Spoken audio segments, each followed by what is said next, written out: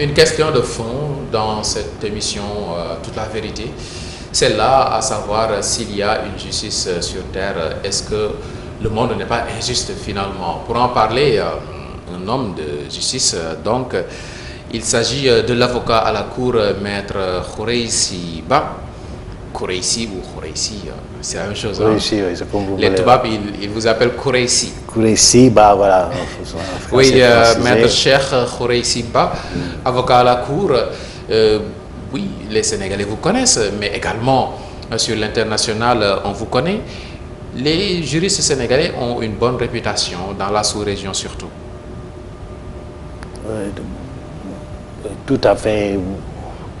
Même si j'évite de parler à l'imparfait, en tout cas ce que nous avons vu dans le passé, au moment même où il y a peut-être 3 décennies de cela, nous commencions cette carrière d'avocat.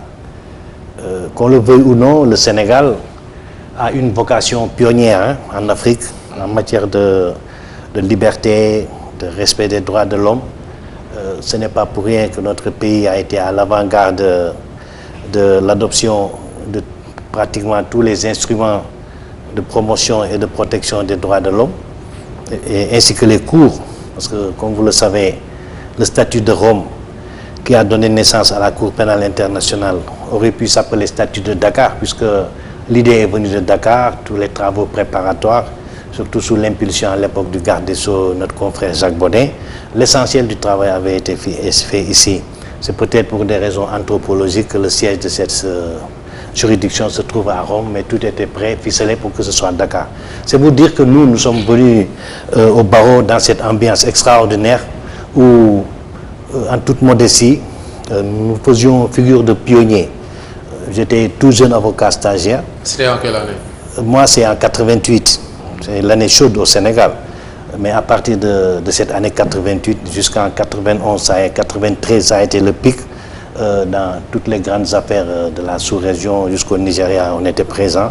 Et Dieu merci, on a fait bénéficier de notre maigre expérience à nos confrères et même au système judiciaire, qui aujourd'hui ont fait des avancées extraordinaires, ce qui même nous étonne, puisque ces gens nous ont dépassés dans le respect des principes fondamentaux tenant au respect des droits de l'homme.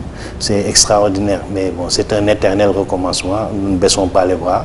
C'est le lieu peut-être de reconnaître ce qui se fait de bon à l'université Cheikh Anta Diop de Dakar, surtout au département de droit. Ah oui, absolument. Et saluer tous ces étudiants en droit à absolument. l'université de Dakar. Absolument. Ça fait partie des universités, en tout cas des bons côtés de l'université sénégalaise, le département de droit de Dakar. Vous ne savez même pas à quel point vous avez raison, parce que nous avons eu à plaider dans l'Hexagone les différents tribunaux de France.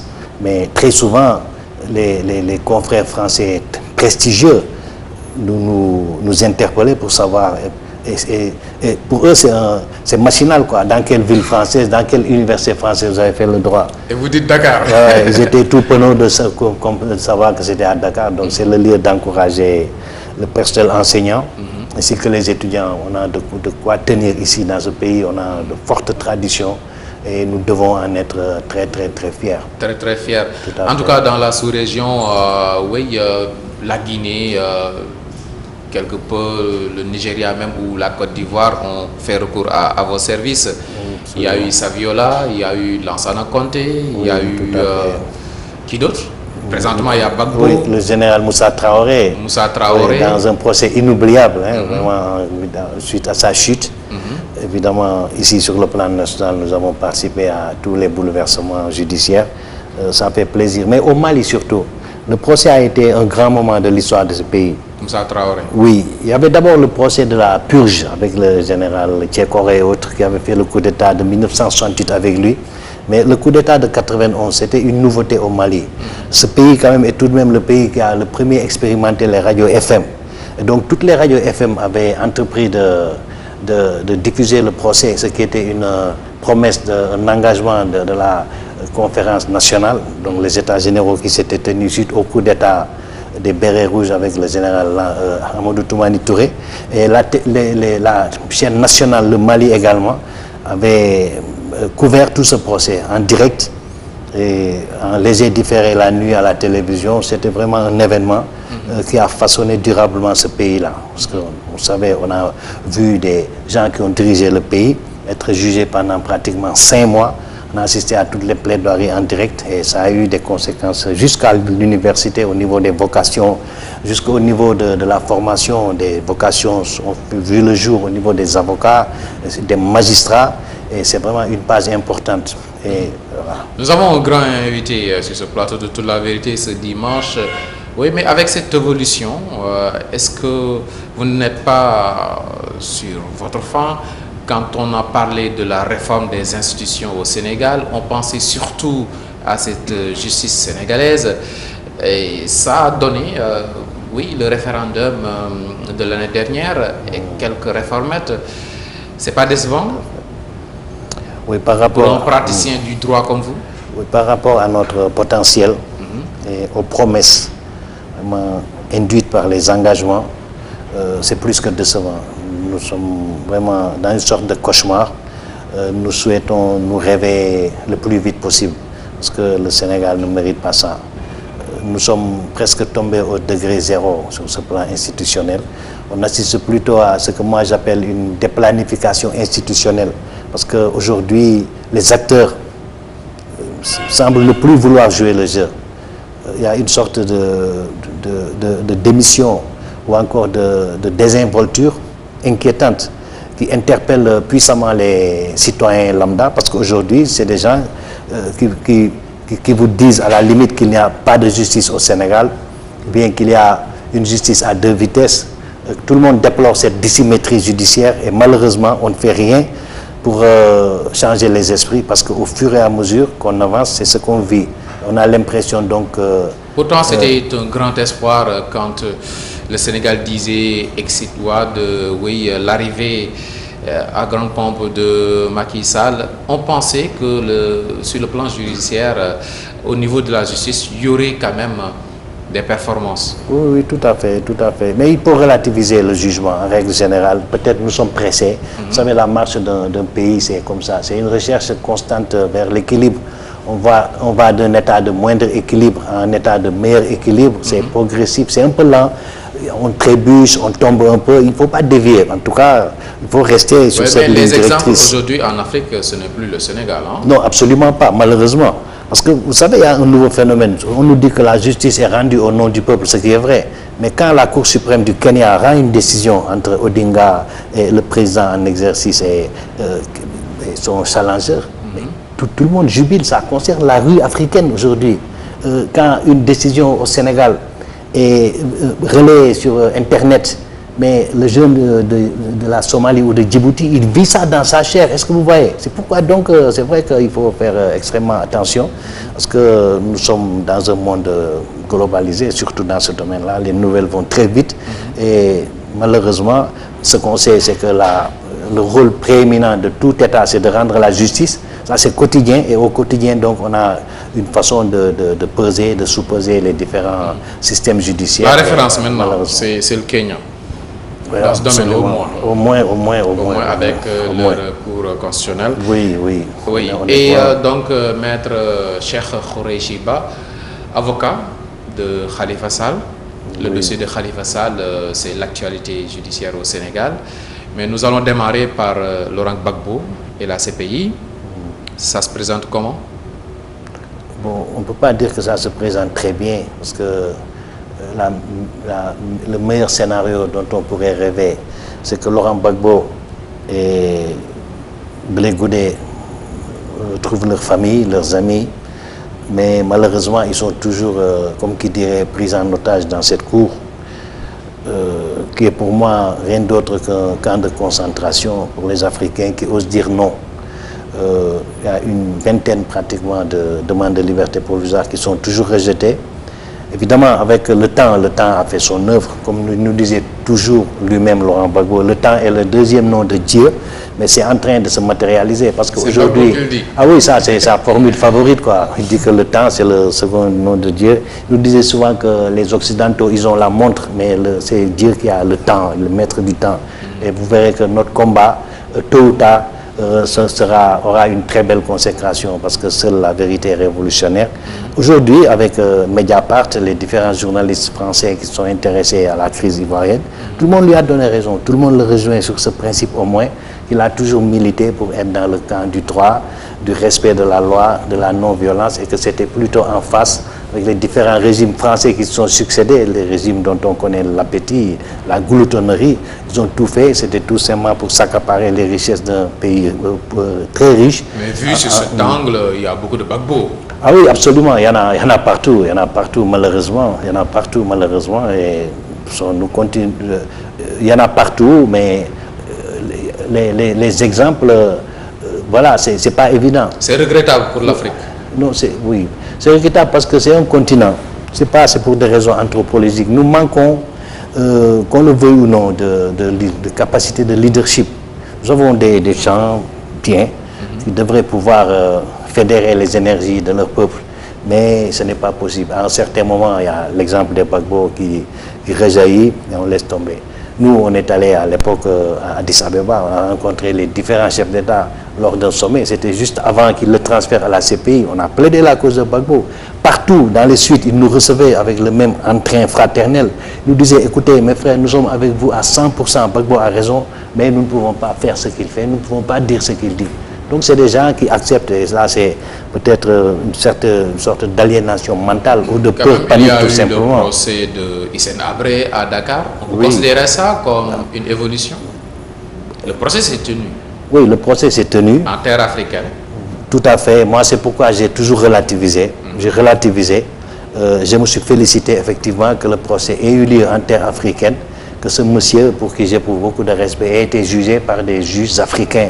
Et demain, si la Cour pouvait nous présenter ce spectacle de juges africains là-bas à la haie, jugeant des Sarkozy ou Blair ou je sais pas, Bush à la limite, on aurait applaudi demain. Mais là-bas, c'est l'autre sens, c'est un peu le conseil de sécurité. Ça reste un tribunal pour les dirigeants africains. Absolument, pour les dirigeants africains récalcitrants, c'est tout.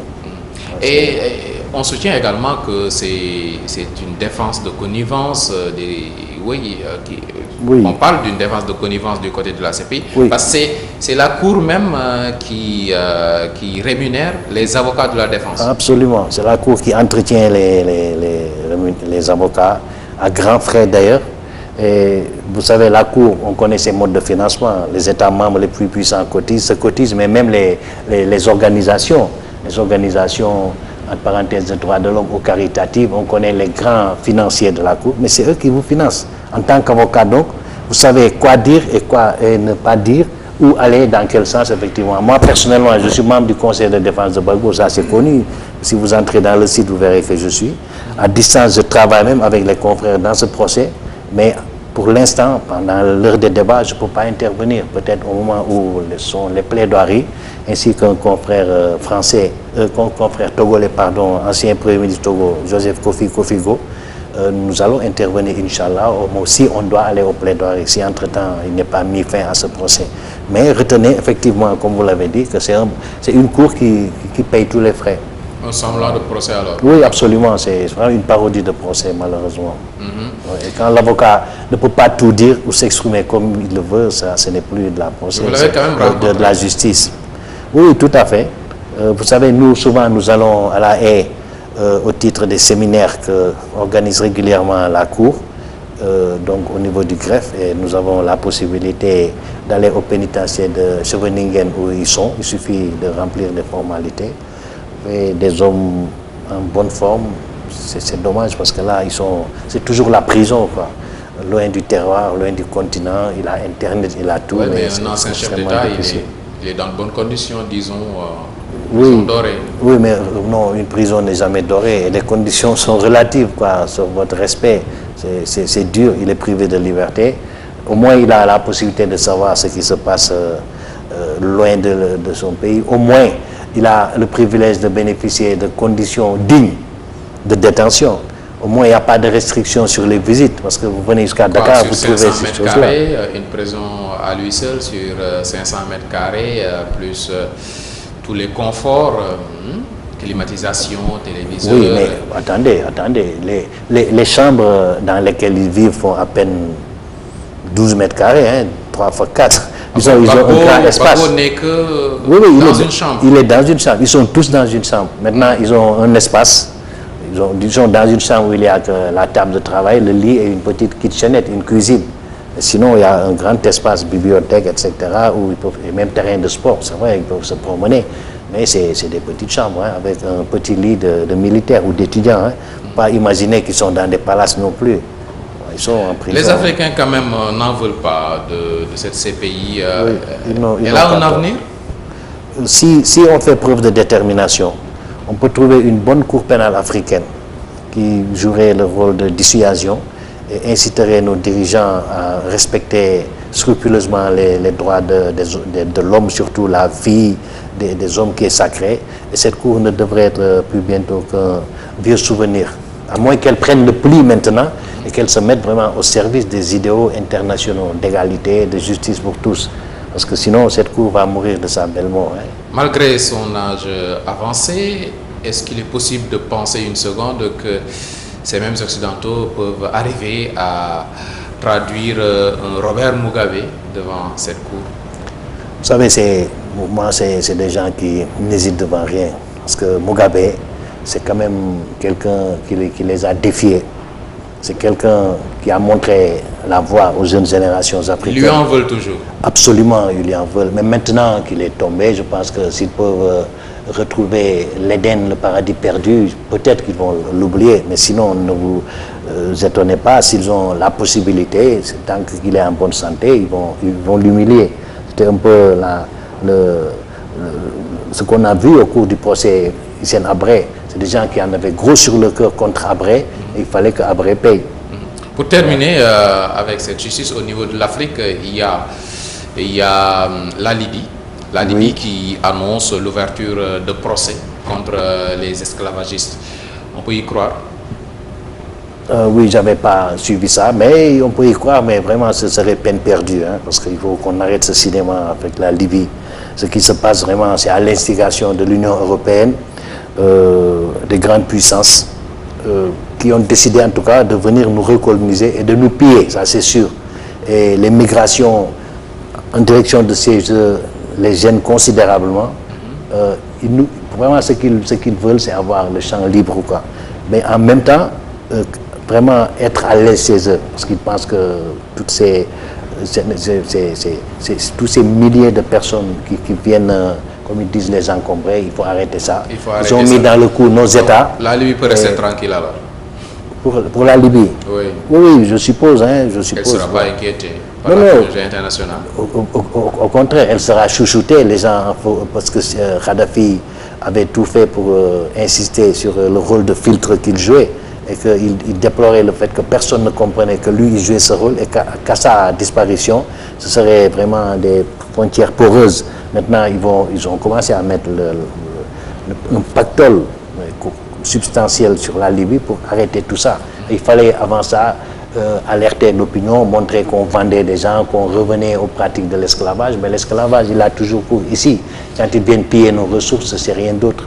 Un mot quand même sur le cas Gadio, arrêté de la sorte aux États-Unis. C'est correct, c'est possible qu'un ancien chef d'une diplomatie d'un État comme le Sénégal soit arrêté de la sorte? J'ai suivi avec beaucoup d'affliction l'histoire de Gadio, sans connaître les détails, tout comme j'ai suivi l'affaire du président Lamine Diack, qui est une référence pour nous tous, la façon dont il humilie des grands hommes quand même, de couleur, des Sénégalais, des Africains, nous interpelle, nous tous. C'est parce que ce sont des Africains. Oui, mais tout simplement, nous avons... Est-ce que c'est imaginable que Condoleezza Rice, par exemple, qui a occupé la diplomatie, qui a incarné la diplomatie américaine, soit arrêtée à Dakar? Mais non, ça c'est pas possible. Mais non, ce n'est même pas pensable ni imaginable. Mais le contraire est possible. Voilà, c'est le contraire. Oui, arrêté, dans le cas de Lamine Diack, vous avez des hautes autorités européennes, françaises notamment, vous savez à qui je pense, qui ont été impliqués beaucoup plus loin dans les affaires, mais qui sont en liberté. On n'arrête pas ces gens-là, c'est des symboles. Eux, ils se respectent, vous savez. Et si aujourd'hui, il y avait une levée de bouclier digne de ce nom, venant de là où on attendait les moyens, des chefs d'État unis et solidaires, un cas comme celui de Gadio ne se répéterait pas. Or, malheureusement, c'est des coups de semonce. Les Américains ne badinent pas avec leurs intérêts. Et quand ils voient en matière de marché des gens qui viennent s'interposer pour que d'autres gagnent des marchés en leur lieu et place, alors là, on voit vraiment tout ce dont ils sont capables. Et tout ça, c'est des avertissements qu'ils nous lancent. Même aux plus hautes autorités, faites attention, sinon la même chose va vous arriver. C'est dommage pour l'Afrique. Ouais. On se rappelle quand même quand Abdou Diouf sa valise a été fouillée dans un aéroport canadien. Ah oui, tout par la suite, les Canadiens s'étaient excusés. Présenter le respect avec beaucoup d'hypocrisie. Ouais. Mais le mal était déjà fait. Le mal était déjà fait. Khoureychi Ba, maître Khoureychi Ba sur ce plateau de Toute la vérité, de la publicité avant de revenir. Merci.